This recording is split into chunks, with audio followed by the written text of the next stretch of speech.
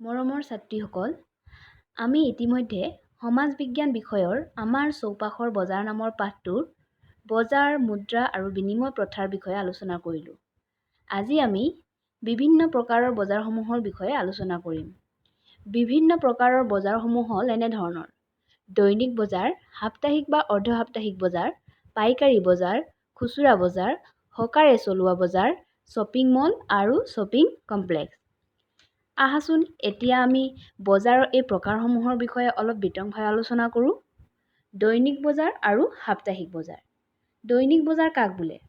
কোনো নিৰ্দিষ্ট ঠাইত নিতৌ যিবোৰ বজাৰ স্থায়ীভাৱে বহে তাক দৈনিক বজাৰ বোলে। ছাত্ৰীসকল, তোমালোকে নিশ্চয় মন কৰিছা চাগে তোমালোকৰ অঞ্চলৰ আশে-পাশে বিভিন্ন ধৰণৰ দোকান পোহাৰ বা বজাৰ আছে, য'ৰ পৰা তোমালোকে অতি সহজে নিজৰ লাগতিয়াল সামগ্ৰীসমূহ ক্ৰয় কৰি আনি ব্যৱহাৰ কৰিব পাৰা, হয়নে? এনে দোকান পোহাৰ বা বজাৰ যিবোৰ সদায় একেখন ঘৰ বা ঠাইত স্থায়ীভাৱে বহে, তেনে দোকান বজাৰবোৰকে দৈনিক বজাৰ বোলা হয়। সাধাৰণতে এই দৈনিক বজাৰবোৰ স্থায়ী ঘৰত বহে বাবে ইয়াক স্থায়ী বজাৰ বুলিও কোৱা হয়। আনহাতে সাপ্তাহিক বজাৰ বুলিলে কি বুজায়? কোনো নিৰ্দিষ্ট ঠাইত সপ্তাহৰ এটা বা দুটা নিৰ্দিষ্ট বাৰত যিবোৰ বজাৰ অস্থায়ীভাৱে বহে তাক সাপ্তাহিক বজাৰ বোলে।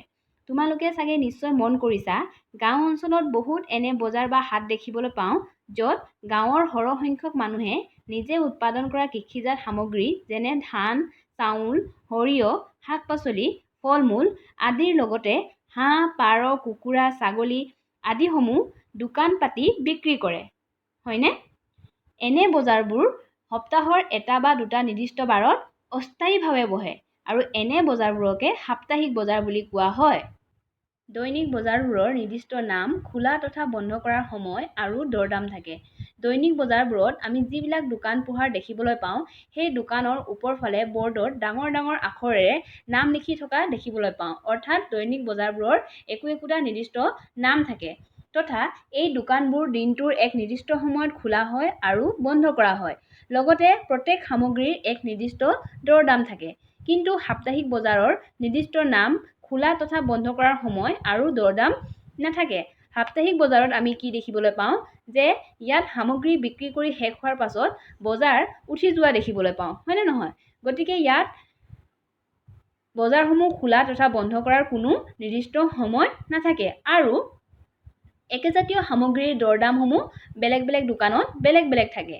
দৈনিক বজাৰত বস্তুৰ দাম সাপ্তাহিক বজাৰৰ তুলনাত কিছু বেছি হয়, কাৰণ দৈনিক বজাৰৰ বাবে স্থায়ী ঘৰৰ প্ৰয়োজন হয়। ইয়াৰ উপৰিও দৈনিক বজাৰৰ ক্ষেত্ৰত আমাক ঘৰ ভাড়া, বিজুলী শক্তি, কৰ্মচাৰী ইত্যাদিৰ বিভিন্ন ধৰণৰ খৰচ ব্যয় কৰিব লগা হয় আৰু এই কাৰণেই দৈনিক বজাৰত বস্তুৰ দাম সাপ্তাহিক বজাৰৰ তুলনাত কিছু বেছি হয়।